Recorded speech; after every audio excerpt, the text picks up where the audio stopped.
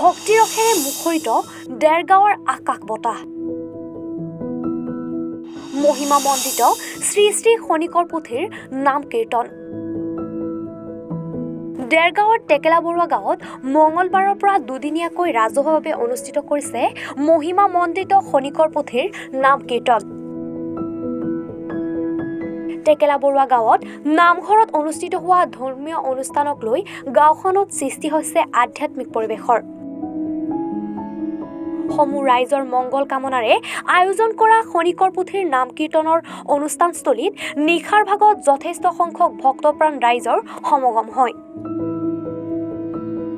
নামঘৰৰ প্ৰাংগণত শতাধিক ভকতে একেলগে গোৱা নাম কীৰ্তন পাঠে সকলোকে সুখানুভূতি প্ৰদান কৰে। ভক্তিৰসেৰে মুখৰিত হৈ পৰে অঞ্চলটোৰ চৌপাশ।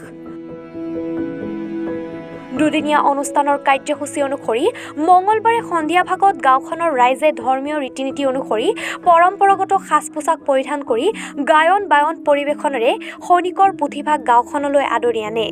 কৃষ্ণ আমাৰ টেকেলা বৰুৱা গাঁৱৰ সমূহ ৰাইজৰ সমূহীয়া প্ৰচেষ্টাত শ্ৰী শ্ৰী খনিকৰ পুথি কীৰ্তন ভাগ আনি আমাৰ গাঁৱত সকলো ৰাইজে দেহে কেহে খাটি বহুদিনৰ পৰা অশেষ কষ্ট কৰি আজি এই দিনটোত উপনীত হৈছে। সকলো ভক্তপ্ৰাণ বৈষ্ণৱক বিভিন্ন গাঁৱৰ পৰা আমন্ত্ৰণ কৰি আনি ইয়াত একত্ৰিত কৰি সকলোৱে চৰণ সেৱা কৰাৰ যি মানস কৰিছে তাৰ বাবে আমি সদৌতি টেকেলা বৰুৱা ৰাইজক ধন্যবাদ জ্ঞাপন কৰিলোঁ। ইয়াৰ জৰিয়তে আমাৰ গাঁৱৰ সমূহ ব্যক্তি কণ কণ মইনাৰ পৰা আৰম্ভ কৰি জ্যেষ্ঠ বৃদ্ধলৈকে সকলোৱে মংগল কামনা কৰি আমি ভগৱানৰ শ্ৰীচৰণত প্ৰণিপাত জনাইছোঁ।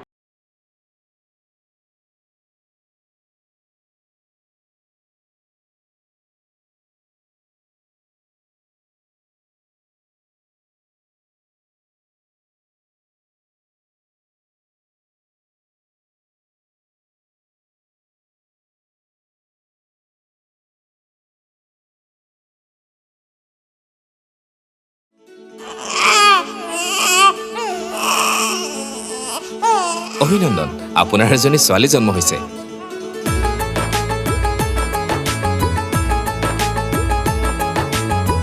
লাহি পাহি এজনী পৰি আহিলে ঘৰখন উজলি।